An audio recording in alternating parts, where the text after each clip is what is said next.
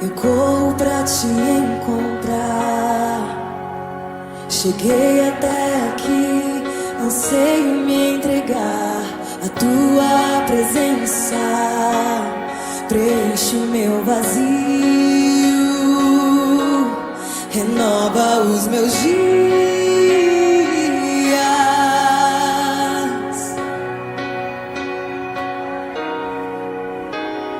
Eu corro pra te encontrar. Cheguei até aqui, anseio me entregar. A tua palavra me mostra o caminho e guia os meus passos.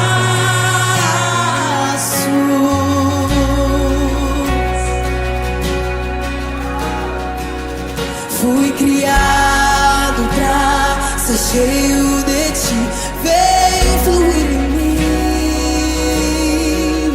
Fui criado pra ser cheio de ti, vem fluir em mim.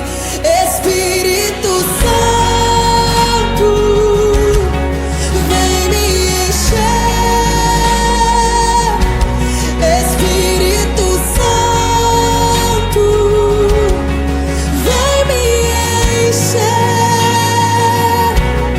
Ensina-me a andar nos teus caminhos, ensina-me a agir assim como Jesus. Oh, Santo Espírito, revela-te a mim.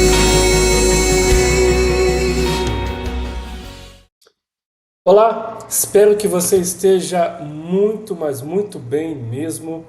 Meu nome é Leandro, eu sou pastor da Primeira Igreja Batista de Ibirá, uma cidade pequenininha do interior de São Paulo, próximo ali a São José do Rio Preto. E eu quero já desejar para você, para toda a sua família, que você seja alcançado hoje, agora, pela maravilhosa graça de Jesus. E você sendo alcançado por essa graça, graça é um favor imerecido, é saber e reconhecer que eu e você, nós não merecemos. Mas mesmo assim, Deus deseja derramar sobre você todo o amor dele, toda a presença dele sobre nós, mesmo nós não merecendo. E com ele, nós somos beneficiados com uma maravilhosa paz, uma paz que o mundo muitas vezes tanto anseia, mas somente Cristo pode nos dar.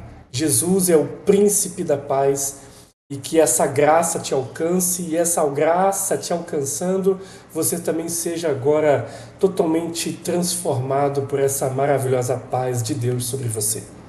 Nós estamos em uma série de mensagens temáticas e lá na nossa igreja nós decidimos fazer essa série de mensagens no intuito de preparar alguns candidatos ao batismo.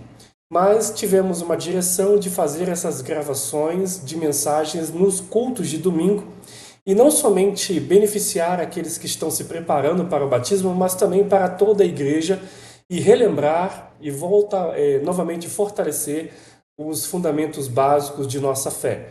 Nós estamos usando duas lições. Não estou ganhando nada para divulgá-la, mas é muito boa mesmo. Eu tenho utilizado ela já há bastante tempo. E essa liçãozinha aqui segue Novos Convertidos, Começando a Vida Cristã, volume 1. E eu também tenho utilizado essa Crescendo na Vida Cristã, né? Volume 2, que é a sequência da primeira lição. E hoje nós vamos falar, o tema de nossa mensagem, que nós estamos gravando aqui também, não somente para o nosso canal do YouTube, mas para aqueles que estão se preparando para o batismo e aqueles que irão se preparar futuramente. E o tema de hoje é o Espírito Santo na vida do cristão. O Espírito Santo na vida do cristão. É claro que essa mensagem é rápida, é curta, mas eu já saio do ponto de partida de que você já conhece a Cristo, que você reconhece que você é um pecador e você se arrependeu de seus pecados, você entende quem é Jesus para você, você sabe quem é Deus e você entende que através de Jesus você é perdoado, você é salvo, você é justificado Você então nasceu de novo, você agora é uma nova criatura, no caso, se tornando um filho de Deus, e agora você está cheio, ou na verdade é o que nós iremos falar hoje, sobre a importância de estar cheio do Espírito Santo, e vamos falar agora sobre a pessoa do Espírito Santo, e vamos falar aqui com muita reverência e entender qual é a ação do Espírito Santo na vida do cristão. Com isso, eu já quero ler já aqui o nosso primeiro texto aqui que vai introduzir o nosso estudo. Então, o tema de nossa mensagem é esse, o Espírito Santo na vida do cristão. E aí, como subtema, subtítulo, como é viver pelo poder do Espírito Santo? Como é, então, o viver de um cristão pelo poder do Espírito Santo? Então eu vou ler aqui Efésios 5, de 15 a 20, que diz assim, na versão NVT, diz o texto: Portanto, sejam cuidadosos em seu modo de vida. Não vivam como insensatos, mas como sábios. Aproveitem ao máximo todas as oportunidades nestes dias maus. Não ajam de forma impensada, mas procurem entender a vontade do Senhor. Não se embriaguem com vinho, pois ele os levará ao descontrole. Em vez disso, sejam cheios do Espírito, cantando salmos, hinos e cânticos espirituais entre si e louvando o Senhor de coração com música. Portanto, por tudo, deem graças a Deus, o Pai, em nome do nosso Senhor Jesus Cristo. Bom, aqui esse foi o nosso versículo, nosso texto base de nosso estudo, e o versículo principal é justamente Efésios 5,18, que vai falar: não se embriaguem com vinho, onde há contenda, mas enchei-vos do Espírito Santo. Se eu te perguntar, e eu sei que você provavelmente em algum momento da sua vida, você já viu nas ruas alguém que ao beber muita bebida alcoólica, ela andando pela rua, ela está ali cambaleando, às vezes até caída no chão. É muito fácil você identificar uma pessoa que está alcoolizada andando pelas ruas. Então, Paulo ele faz uma comparação. Da mesma forma que você consegue identificar alguém que está completamente tomado pelo álcool por causa da bebida, também deverá ser notório um cristão, um homem, uma mulher, um jovem, até mesmo uma criança. Uma pessoa cheia do Espírito Santo também será identificado. Não pela sua forma diferente ou talvez excêntrica, porque muitas vezes as pessoas olham para o cristão e acham que eles são loucos, fanáticos. Não, é uma compreensão completamente errada do cristianismo, de um cristão autêntico. Mas uma pessoa cheia e transbordante do Espírito Santo, ela será rapidamente identificada, não por extravagâncias que possa falar ou fazer, ou forma de se vestir, mas plenamente e absolutamente por um transbordar de amor. Deus é amor. E uma pessoa cheia de Deus, uma pessoa cheia do Espírito Santo, é uma pessoa entusiasmada com a vida, é uma pessoa transbordando ou transbordante de muito, muito amor.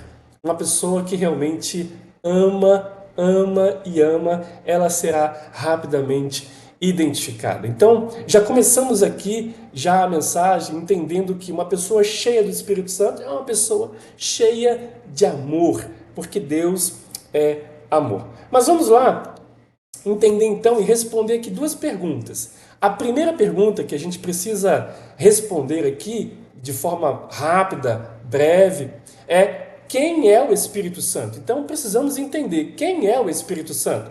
E eu já digo para você, o Espírito Santo é Deus. O Espírito Santo é Deus. 1 João 5,7 diz assim: porque três são os que testificam no céu: o Pai, a palavra, e aqui a palavra é o verbo lá do Evangelho de João, que também se refere a Jesus Cristo, e o Espírito Santo. E estes três são um. Estes três são um. Então, a primeira pergunta que é feita, quem é o Espírito Santo? Na primeira resposta que temos é que você guarde isso, porque o Espírito Santo, para muitas outras religiões ou seitas, vão dizer que o Espírito Santo não é Deus, vão dizer que o Espírito Santo é uma energia e não é. O Espírito Santo é Deus. Que você sempre guarde isso no seu coração e que isso seja muito firme na sua convicção de fé. O Espírito Santo é Deus. Existem muitos outros textos, mas por questão de tempo, nós iremos trazer somente esse, ok? Então, respondendo quem é o Espírito Santo, primeira resposta é: o Espírito Santo é Deus. Mas também eu quero trazer uma segunda, que o Espírito Santo também é uma pessoa. Ele é uma pessoa. Veja, um texto entre tantos outros textos, mas apenas um, diz assim lá em João 14, 26. Mas aquele Consolador, o Espírito Santo, que o Pai enviará em meu nome, vos ensinará todas as coisas e vos fará lembrar de tudo quanto vos tenho dito. Veja, o Espírito Santo também sendo como uma pessoa, ele também consola. Uma energia ou algo inanimado não pode consolar ninguém. Mas o Espírito Santo, que é Deus e também uma pessoa, ele consola, ele ensina, ele exorta, ele sente ciúmes. Então ele tem todas as características e tem N versículos bíblicos que comprovam isso.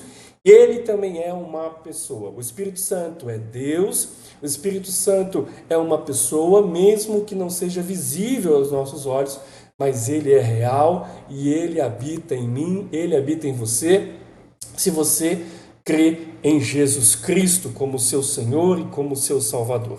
Bom, continuando aqui, então vamos responder aqui uma segunda pergunta. E nessa segunda pergunta é: o que ele faz então na minha vida? O que ele faz? Qual é a função do Espírito Santo na minha vida, na vida do cristão? E eu já digo para você que quando ele está, qual é a função dele? Primeiramente ele vem habitar em você, ele vem habitar em mim. Isso é maravilhoso. Veja, 1 Coríntios 6, de 19 a 20, diz assim: vocês não sabem que seu corpo é templo do Espírito Santo, que habita em vocês e lhes foi dado por Deus? Vocês não pertencem a si mesmos, pois foram comprados por alto preço. Portanto, honrem a Deus em seu corpo. Honrem a Deus em seu corpo. Isso é lindo, maravilhoso, irmãos. Então, a primeira consequência maravilhosa da graça de Jesus, depois que você se arrepende e você reconhece Jesus como seu Salvador e seu Senhor, a primeira coisa que acontece, você agora passa a se tornar templo sagrado do Espírito Santo. Deus, o grande e maravilhoso Senhor, ele decidiu morar em você. Lindo demais. Quando você olha, você que conhece a história de Moisés, e quando você se lembra da história de Moisés, que quando ele tinha lá a sua tenda, que era uma tenda, aquelas tendas de deserto, feita de corda e pano, ele tinha uma tenda que ele colocou o nome de tenda do encontro. Se eu não me engano, acho que é Êxodo 33 que fala. A tenda do encontro. E toda vez que Moisés queria falar com Deus, Moisés ia até essa tenda do encontro e quando ele entrava nessa tenda, a glória de Deus se manifestava naquela tenda e Deus falava com Moisés. E todo o povo via toda aquela glória e se admirava naquele momento lindo e maravilhoso que Moisés estava passando. Eu quero dizer para você que nós temos um privilégio que Moisés não teve. Moisés, para falar com Deus, ele precisava ir até uma tenda e lá a glória de Deus se manifestava. Mas agora, na nova aliança, pela graça de Jesus, nós nos tornamos essa tenda do encontro. Nós somos o templo sagrado do Espírito Santo. E isso é motivo para você se alegrar abundantemente, porque você agora tem uma grande responsabilidade e também um grande privilégio. O primeiro privilégio é ser casa, habitação do Espírito de Deus. E responsabilidade de você zelar por este templo, de realmente você viver de forma digna pela presença que está em você. Lindo demais isso, não é verdade? Vamos lá? O que então ele faz na minha vida? O que ele faz na minha vida? Primeiramente, ele vem habitar em você, em nós. Segundo, ele é sua garantia de entrada nos céus. Aleluia por isso. Ele é sua garantia de entrada nos céus. Veja lá, Efésios 1, 13, 14 diz assim: agora vocês também ouviram a verdade, as boas novas da salvação. E quando creram em Cristo, ele colocou sobre vocês o selo do Espírito Santo que havia prometido. O Espírito é a garantia de nossa herança, até o dia em que Deus nos resgatará como sua propriedade para o louvor de sua glória. Aleluia por isso, aleluia! Celebre isso, porque o Espírito Santo na minha vida e na sua vida é a garantia, é o selo da herança de que um dia Ele nos resgatará, Ele nos chamará para vivermos para todo sempre no céu de glória. Aleluia! Lá em Apocalipse diz, quando nós olhamos para este mundo violento, cheio de doença, morte, guerras, nós então celebramos e temos a esperança de que pelo selo do Espírito há uma esperança para nós. E essa esperança precisa ser compartilhada, porque lá em Apocalipse diz que nesse novo céu e nova terra não haverá mais morte, não haverá mais dor, não haverá mais guerra, não haverá mais doenças, nada mais haverá, porque o pecado já terá indo embora, a morte também, e Deus fará novo todas as coisas, e lá viveremos de forma abundante e perfeita para todos sempre, junto com o nosso Senhor Jesus Cristo e com todos aqueles que também se entregaram a Cristo em todas as gerações, povos e línguas. Será lindo e tremendo isso. Então o Espírito Santo nos garante a entrada nos céus. E o que ele também faz em nós, veja que lindo, o Espírito Santo, ele transforma você em um filho de Deus, ele transforma você em um filho de Deus. Romanos 8, de 14 a 17, diz assim: porque todos os que são guiados pelo Espírito de Deus são filhos de Deus, pois vocês não receberam um espírito que os torne de novo escravos medrosos, mas sim o Espírito de Deus, que os adotou como seus próprios filhos. Agora nós o chamamos Abba Pai, pois o seu Espírito confirma a nosso Espírito que somos filhos de Deus. Se somos seus filhos, então somos seus herdeiros e, portanto, co-herdeiros com Cristo.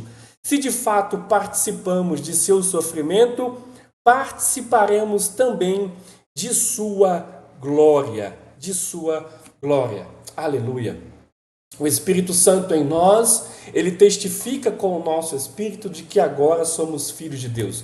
Temos uma nova família, temos uma nova pátria, temos um novo lar e temos um Pai que nunca nos abandonará, que é o Senhor, nosso Pai celestial. As pessoas sempre dizem, eu também sou filho de Deus, mas é um engano. A Bíblia diz que as pessoas, tanto a natureza e as pessoas, são criaturas de Deus, criação de Deus. Só seremos filhos de Deus se reconhecemos nossos pecados e nos rendermos aos pés do Senhor Jesus e colocá-lo como nosso Senhor e Salvador de nossa vida. Então, o Espírito Santo vindo habitar em nós, ele também nos testifica dizendo agora em Jesus, eu sou filho de Deus, eu sou filho de Deus. Que você celebre essa nova filiação. Lindo, né?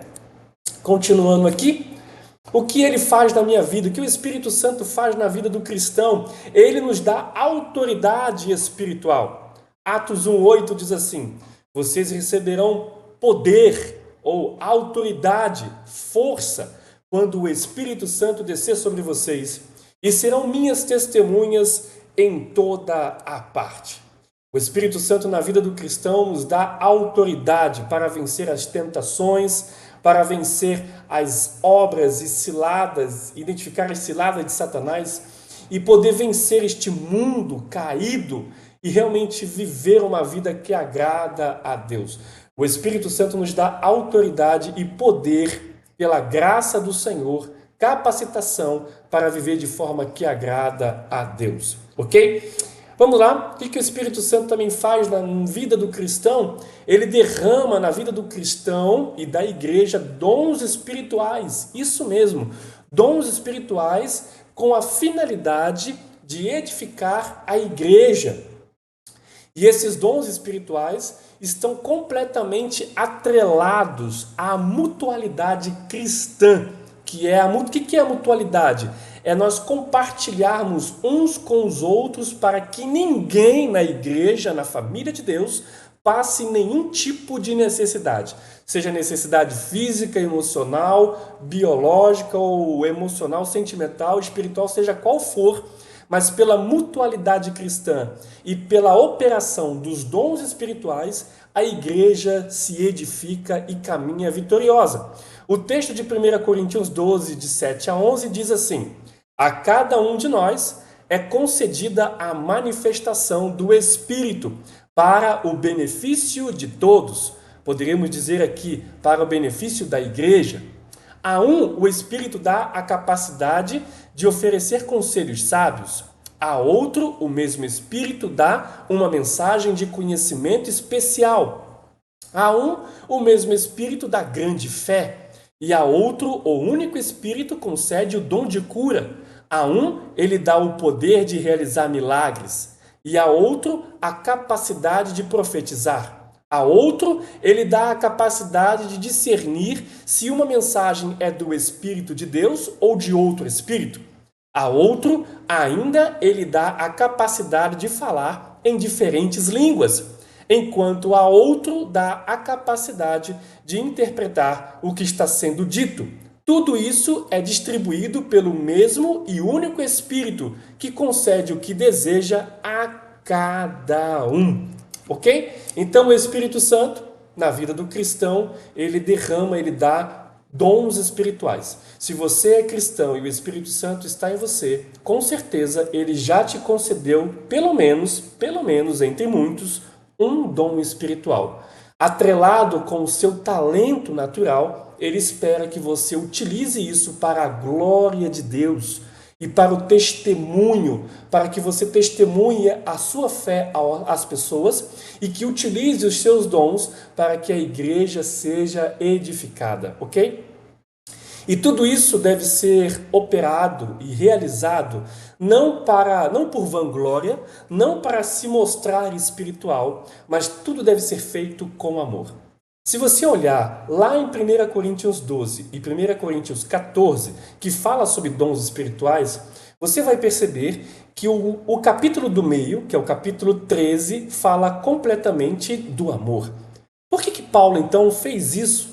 Ele nos mostra aqui de forma bem clara que os dons espirituais para agradar a Deus e edificar a igreja de forma saudável deve ser sempre operado principalmente com humildade e amor. Humildade e amor, para que a igreja seja edificada e ninguém, absolutamente ninguém, passe necessidade.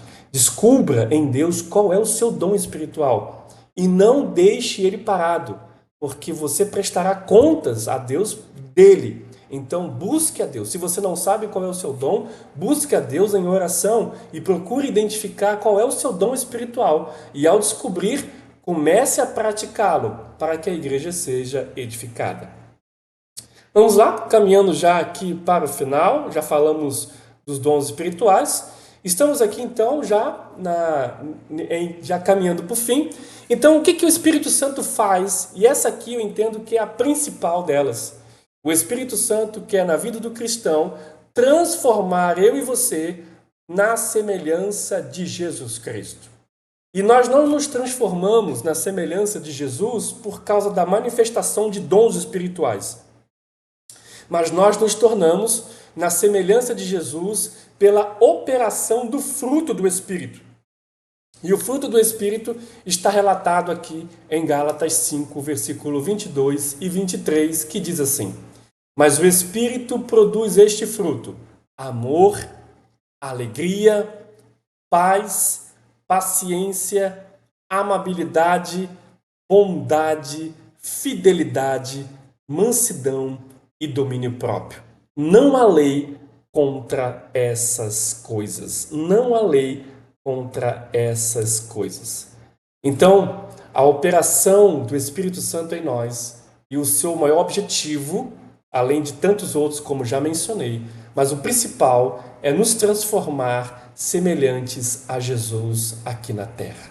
Para que as pessoas possam olhar para mim e para você e enxergar Jesus na sua vida, na forma como você pensa, na forma como você fala, na forma como você age e na forma como você lida com as pessoas e com as situações.